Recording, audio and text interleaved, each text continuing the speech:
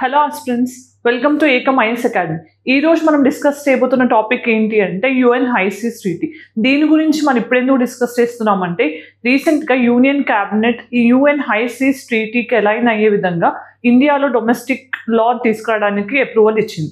ఈ కాంటెక్స్లో అసలు UN high seas treaty ఏంటి, దీన్ని ఎప్పుడు తీసుకొచ్చారు, ఇది మెరైన్ బయోడైవర్సిటీకి సంబంధించి ఫస్ట్ ట్రీటీగా ఎందుకు కన్సిడర్ చేస్తున్నాం, ఈ పర్టికులర్ ట్రీటీని మనం సైన్ చేయడం వల్ల మనకు కలిగే బెనిఫిట్స్ ఏంటి, దాంతోపాటు అసలు హై సీస్ అంటే ఏంటి అనేది కూడా తెలుసుకుందాం. సో ఫస్ట్ మనం వీడియో కాంపోనెంట్స్ అనేది చూద్దాం. వీడియో కాంపోనెంట్స్ కంటే ముందు హై సీస్ ఏంటి అనేది నేను తర్వాత ఎక్స్ప్లెయిన్ చేస్తాను. దెన్ మీరు ఇక్కడ చూస్తే వైఎన్ న్యూస్, దాని తర్వాత హై సీస్ అంటే ఏంటి, అసలు నీడ్ ఏంటి, ఈ పర్టికులర్ ట్రీటీ లేకపోతే ఏమవుతుంది, ఉండటం వల్ల మనకు కలిగే బెనిఫిట్ ఏంటి, ఫీచర్స్ ఏంటి, దాంతోపాటు ఇప్పుడు ఉన్న స్టేటస్ ఏంటి, at the same time India ఎందుకు సైన్ చేయాలనుకుంటుంది, ఇవన్నీ కూడా తెలుసుకుందాం. దెన్ వీడియో కాంపోనెంట్ మనకి ఏ పార్ట్ ఆఫ్ ద సిలబస్లో ఇంపార్టెంట్, ఎన్వైర్న్మెంట్ జిఎస్ పేపర్ 3లో ఇంపార్టెంట్. దెన్ న్యూస్ ఏంటి, రీసెంట్గా ఇండియన్ క్యాబినెట్ అనేది దీన్ని సైన్ చేసి రాటిఫై చేయడానికి అప్రూవల్ ఇచ్చింది. ఈ పర్టికులర్ కాంటెక్స్లో మనం ఫస్ట్ తెలుసుకోవాల్సింది ఏంటి, హై సీస్ అంటే ఏంటి. ఈ హై సీస్ ట్రీటీని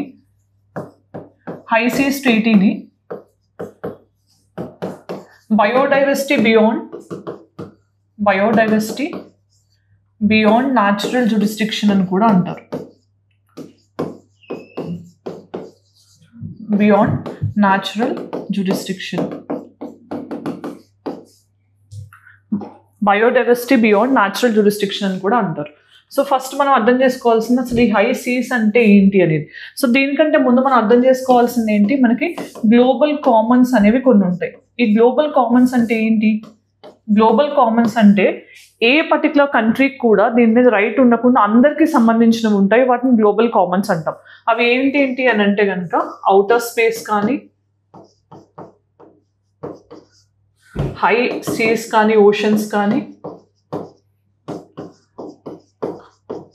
అట్మాస్ఫియర్ కానీ,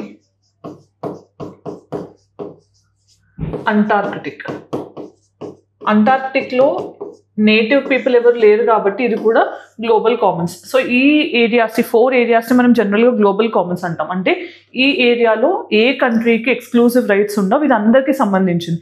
సో ఈ 4 ఏరియాస్లో కూడా ఎప్పుడు కూడా మనం ఏది ఎక్స్పెడిషన్ కానీ ఎక్స్పెరిమెంట్స్ ఏది చేసినా కూడా పీస్ఫుల్ ఎక్స్ప్లోరేషన్ ఉండాలి అని చెప్పి మనకి కొన్ని లాస్ ఉన్నాయి. ఫర్ ఎగ్జాంపుల్ మీకు తెలిసిందే అవుటర్ స్పేస్ ట్రీటీకి సంబంధించి మనకి 1967లో ఒక ట్రీటీ సైన్ అయింది. దాని ప్రకారం ఏంటి, peaceful uses of outer space అనేది చేస్తామని. సో అంటార్క్టిక్ కూడా పీస్ఫుల్ యూజెస్కి మనకి కన్వెన్షన్ ఉంది. సేమ్ అలానే హై సీస్కి సంబంధించి ఇప్పటి వరకు ఎటువంటి కన్వెన్షన్ కానీ ట్రీటీ కానీ లేదు కాబట్టి ఇప్పుడు యుఎన్ అనేది అండర్ యునైటెడ్ నేషన్స్ పరిధిలోనే ఈ హై సీస్ ట్రీటీ అనేది ఎప్పుడు సైన్ అయింది, మార్చ్ 2023, అంటే లాస్ట్ ఇయర్ మార్చ్లో దీన్ని సైన్ చేయడం జరిగింది. మరి ఇప్పుడు ఇండియా ఎందుకు దీన్ని సైన్ అండ్ రాటిఫై చేయాలనుకుంటుంది, దాని వెనకాల ఉన్న ఇంపార్టెన్స్ ఏంటి అనేది ఇప్పుడు డిస్కస్ చేద్దాం. సో ఫస్ట్ మనం అర్థం చేసుకోవాల్సింది హై సీస్ అంటే ఏంటి. హై సీస్ అనే దాన్ని అర్థం చేసుకోవడానికి ఇక్కడ మీరు ఫస్ట్ ఈ ఇమేజ్ చూడండి. ఈ ఇమేజ్లో మనకి ఇది ల్యాండ్ బౌండరీ ఉంది కదా. సో ల్యాండ్ బౌండరీ నుంచి మీరు ఎప్పుడైనా 12 నాటికల్ మైల్స్ వరకు చూస్తే కనుక దాన్ని మనం టెరిటోరియల్ సీ అంటాం. ఇక్కడ మనకి కంప్లీట్ ఫిషింగ్ రైట్స్ కానీ మినరల్ రిసోర్సెస్ ఎక్స్ప్లోరేషన్కి సంబంధించి అన్నిటికీ సంబంధించి ఈ కోస్టల్ స్టేట్ ఏదైతే ఉంటుందో దానికి రైట్స్ ఉంటాయి. State in the sense government ఇక్కడ. సో ఇక్కడ మళ్ళీ ఈ పర్టికులర్ బౌండరీ నుంచి అంటే కోస్టల్ ల్యాండ్ నుంచి మనకి 12 నాటికల్ మైల్స్ తర్వాత మళ్ళీ ఇంకొక 12 నాటికల్ మైల్స్ వెళ్తే దాన్ని కంటిగ్యువస్ జోన్ అంటాం. ఓకే, సో మళ్ళీ ఇక్కడ నుంచి 200 నాటికల్ మైల్స్ వరకు ఎక్స్క్లూజివ్ ఎకనామిక్ జోన్, అంటే ఈ పర్టికులర్ ఏరియా మొత్తం కూడా ఆ దేశానికి సంబంధించి రైట్స్ కలిగి ఉంటుందన్నమాట. సో వాళ్ళు ఫిషింగ్ కానీ రీసోర్సెస్ ఎక్స్ప్లోరేషన్ అన్నీ కూడా ఎక్స్క్లూజివ్ ఎకనామిక్ జోన్లో వాళ్ళు క్యారీ ఆన్ చేయొచ్చు. ఈ 200 నాటికల్ మైల్స్ దాటిన తర్వాత అంతా కూడా హై సీస్ అంటాం. అంటే ఇక్కడ ఏ పర్టికులర్ కంట్రీకి కూడా రైట్స్ అనేవి ఉండవు, ఇది అందరికీ సంబంధించింది. అంటే ఓపెన్ సీస్ కానీ హై సీస్ అన్నీ కూడా గ్లోబల్ కామన్స్లో పార్ట్, అందరికీ సంబంధించినవి అవుతాయి. ఇక్కడ రీసోర్స్ ఎక్స్ప్లోరేషన్ కానీ ఇవేమైనా చేయాలంటే మనం ఏం చేయాలి, ఇంటర్నేషనల్ సీబెడ్ అథారిటీ. మీకు గుర్తుంటే కనుక మనం రీసెంట్గా నికెటిన్ సీ మౌంట్ విషయంలో కూడా చూసాం. మనం పాలీమెటాలిక్ నాడ్యూల్స్ని మైన్ చేయడానికి, అది డీప్ ఇండియన్ ఓషన్లో ఉంది, దానికోసం మనం ఇంటర్నేషనల్ సీబెడ్ అథారిటీకి అప్లై చేయడం జరిగింది. దాని హెడ్ క్వార్టర్స్ ఎక్కడ ఉంది, జమైకాలో ఉంది. సో పాలీమెటాలిక్ నాడ్యూల్స్ కోసం మనం దీనికి అప్లై చేయడం జరిగింది. సో ఇలా అర్థం చేసుకోవాల్సింది మనం ఏంటి, హై సీస్ అనేది ఏ కంట్రీ జ్యూరిస్డిక్షన్ పరిధిలోకి రావు. Greater than 200 nautical miles from the base line we call it as high seas. Then high seas యొక్క ఇంపార్టెన్స్ ఏంటని చూస్తే కనుక మనకి ఆల్మోస్ట్గా ఓషన్స్ ఎంత అయితే ఉన్నాయో దాంట్లో 2/3 ఆఫ్ ద ఓషన్స్ మొత్తం హై సీసే. సో దాంతో పాటు 95% ఆఫ్ ద ఓషన్ వాల్యూమ్ అనేది హై సీస్లో ఉంది. At the same time 90% of the earth habitat ఏదైతే ఉందో దాంట్లో హై సీస్లోనే ఉంది. At the same time only 1% ఒక్కటి మాత్రమే, అంటే 1% ఆఫ్ ద హై సీస్ మాత్రమే మనం ప్రొటెక్ట్ చేస్తున్నాం.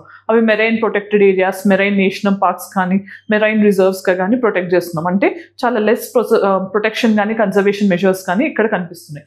సో ఇప్పుడు హై సీస్ ఏంటి అనేది అర్థం చేసుకున్నాం కదా. హై సీస్ ఏంటి అంటే greater than 200 nautical miles from the base line. ఇది మనం హై సీస్ గా కన్సిడర్ చేస్తాం. ఇక్కడ no country can have its jurisdiction. ఇక్కడ no country can claim any right. Okay, ఇది హై సీస్. మరి ఈ హై సీస్లో మనం అర్థం చేసుకోవాల్సింది ఏంటి, అసలు ఇప్పటి వరకు ఈ హై సీస్కి సంబంధించి ఎటువంటి ట్రీటీ లేదు కాబట్టి ఈ ట్రీటీ సిగ్నిఫికెన్స్ ఏంటనే మనం అర్థం చేసుకోవచ్చు. ఫస్ట్ థింగ్ ఏంటి, ఓషన్కి సంబంధించిన బయోడైవర్సిటీ. సో ఓషన్కి సంబంధించిన బయోడైవర్సిటీ విషయంలో మీరు చూస్తే ఇది 64% ఆఫ్ ద ఓషన్ సర్ఫేస్ని, హై సీస్ అనేది 64% ఆఫ్ ద ఓషన్ సర్ఫేస్ని కలిగి ఉంది. అలానే greater than 40% of the biodiversity ఓషన్స్లో ఉండేది హై సీస్లోనే ఉంది. ఇది మనం గుర్తుపెట్టుకోవాల్సింది. And most of the times మనకి 2.2 మిలియన్ స్పీసెస్ ఏవైతే మెరైన్ స్పీసెస్ ఉన్నాయో అవన్నీ కూడా మనకి హై సీస్లోనే ఉన్నాయి. సో అంత రిచ్ బయోడైవర్సిటీ ఉన్న ఏరియాని ఇప్పటి వరకు మనం కన్జర్వేషన్ మెజర్స్ ఏం తీసుకోకపోవడం వల్ల, లేకపోతే ఒక లీగల్లీ బైండింగ్ ట్రీటీ అనేది లేకపోవడం వల్ల మన బయోడైవర్సిటీని కన్జర్వ్ చేయలేకపోతున్నాం. ఈ రీసెంట్ టైమ్స్లో మీ అందరికీ తెలిసిందే కదా, క్లైమేట్ చేంజ్ వల్ల కానీ, బయోడైవర్సిటీ లాస్, పొల్యూషన్ కానీ ఇలాంటి వాటి వల్ల మనం కోరల్ రీఫ్స్ని కోల్పోతున్నాం, లేకపోతే పర్టికులర్ యానిమల్స్ అనేవి ఎక్స్టింక్ట్గా మారుతున్నాయి. దాన్ని ప్రొటెక్ట్ చేసుకోవడానికి మనకి ఈ హై సీస్ ట్రీటీ అనేది చాలా హెల్ప్ చేస్తుంది. దాంతోపాటు మనం తెలుసుకోవాల్సింది ఏంటి, ఈ హై సీస్ ట్రీటీ అనేది లీగల్లీ బైండింగ్.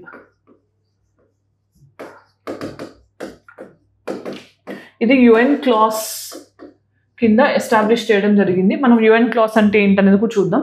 తర్వాత ocean and global climate. So మీ అందరికీ తెలిసిందే ఓషన్ అనేది సిగ్నిఫికెంట్ రోల్ ప్లే చేస్తుంది. ఓషన్ మనకి ఎవాపరేషన్లో కానీ, తర్వాత ప్రెసిపిటేషన్ అండ్ కండెన్సేషన్ ఫామ్లో కూడా చాలా హెల్ప్ చేస్తుంది. సో మనకి క్లైమేట్ని చాలా ఇన్ఫ్లుయెన్స్ చేయడానికి, like for example gases like carbon dioxide, ఓషన్ని మనం కార్బన్ సింక్గా కన్సిడర్ చేస్తాం.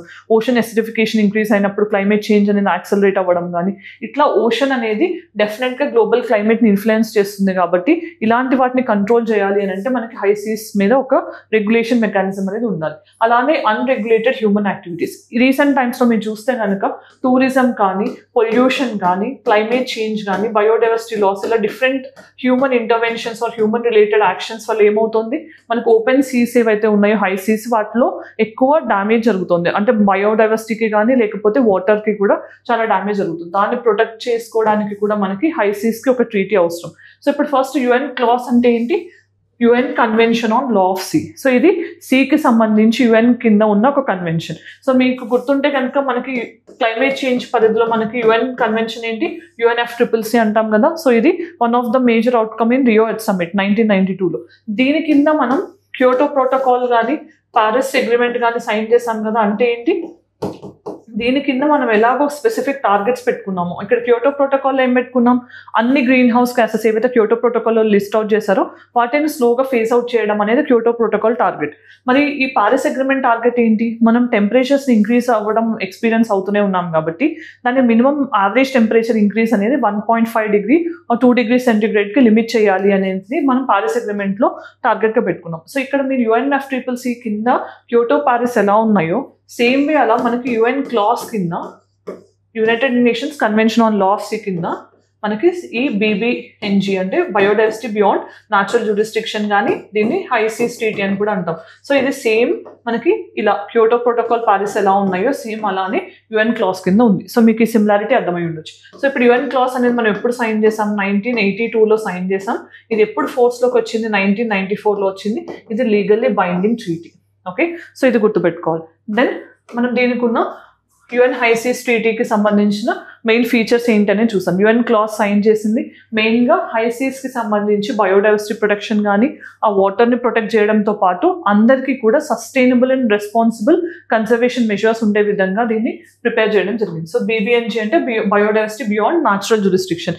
న్యాచురల్ జ్యూరిస్డిక్షన్ అంటే ఏంటి, మనకి నార్మల్గా 200 నాటికల్ మైల్స్ వరకు ఎక్స్క్లూజివ్ ఎకనామిక్ జోన్ ఉంటుంది. దాని తర్వాత ఉన్న బయోడైవర్సిటీ మొత్తాన్ని ప్రొటెక్ట్ చేయాలన్నా, హై సీస్ని ప్రొటెక్ట్ చేయాలన్నా ఈ ట్రీటీ అనేది చాలా ఇంపార్టెంట్ రోల్ ప్లే చేస్తుంది.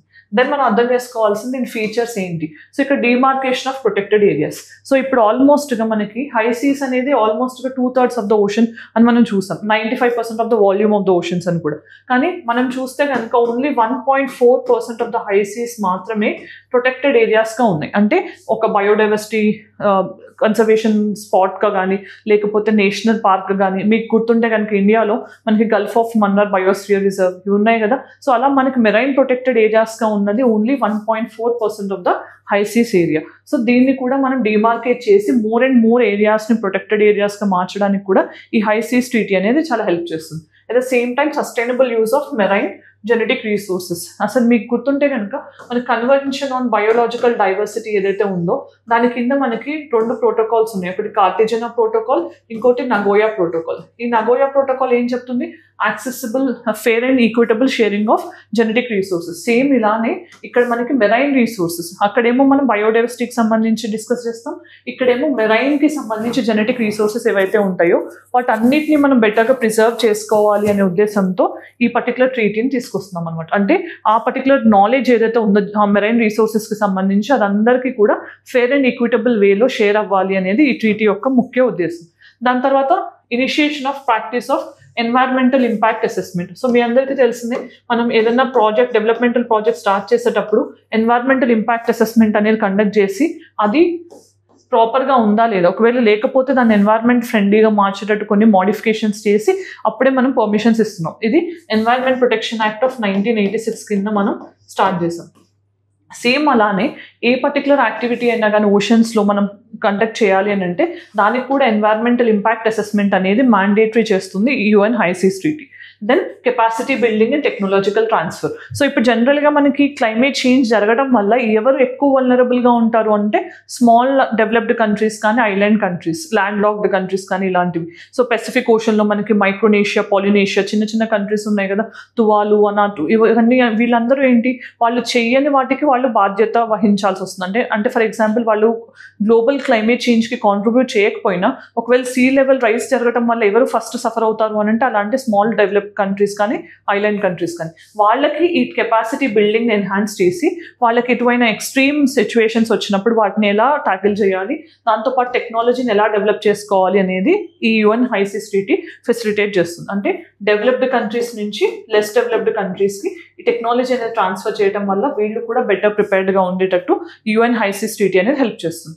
దాంతోపాటు క్రియేషన్ ఆఫ్ న్యూ బాడీ, ఒక న్యూ బాడీని క్రియేట్ చేసి దాంతో బెటర్ కన్జర్వేషన్ మెజర్స్ తీసుకుని బయోడైవర్సిటీని ఇంకా సిగ్నిఫికెంట్గా ప్రొటెక్ట్ చేసే విధంగా యుఎన్ హై సీస్ ట్రీటీ అనేది హెల్ప్ చేస్తుంది. ఇవన్నీ ఫీచర్స్.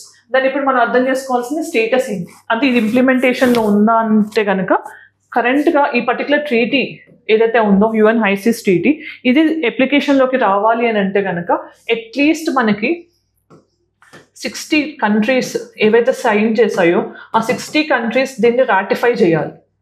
రాటిఫై చేసి 60 కంట్రీస్ రాటిఫై చేసిన తర్వాత 120 days తర్వాత ఈ ట్రీటీ అనేది అమల్లోకి వస్తుంది అనమాట. సో మీరు గుర్తుపెట్టుకోవాల్సింది ఏంటి, ఒక పర్టికులర్ ట్రీటీ ఆర్ అగ్రిమెంట్ ఉంది అని అనుకుంటే ఈ ట్రీటీ ఫస్ట్ సైన్ చేస్తారు. సైన్ చేశారంటే ఏంటి, ఓకే ఈ ప్రొవిజన్స్ మాకు ఓకే అని ఒక యుఎన్ పరిధిలోనో అదర్ బాడీ కిందనో సైన్ చేస్తారు.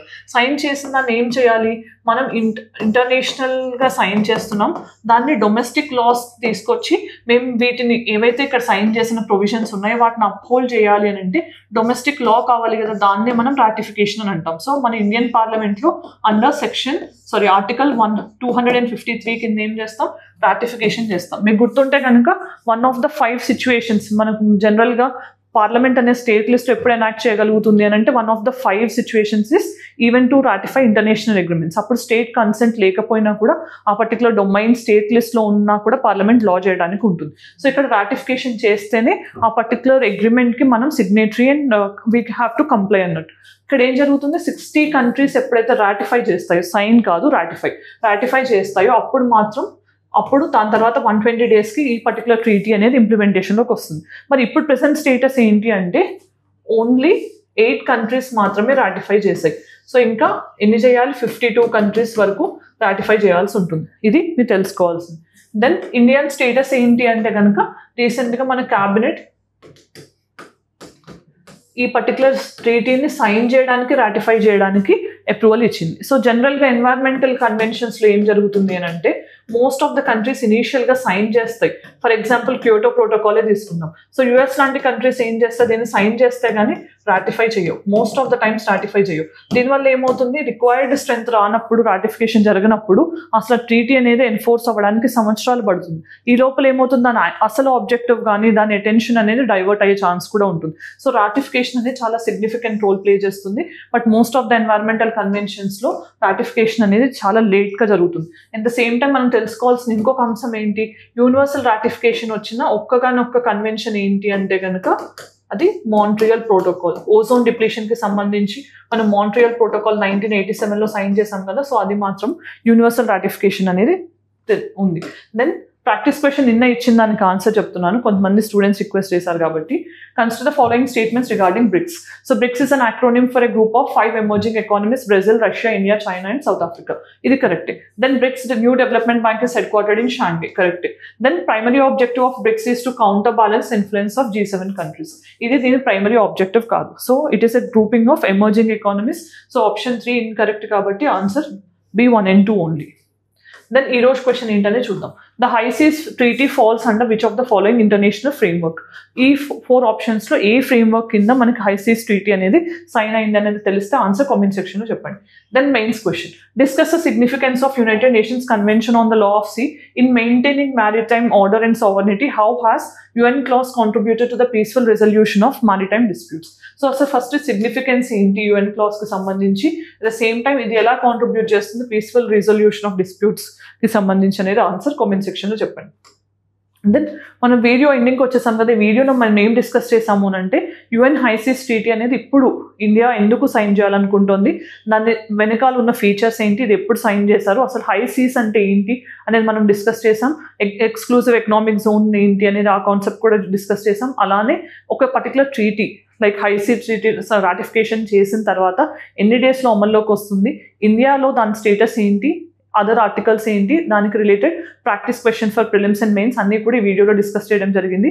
If you like the video please let me know in the comment section. Thanks for watching. All the very best.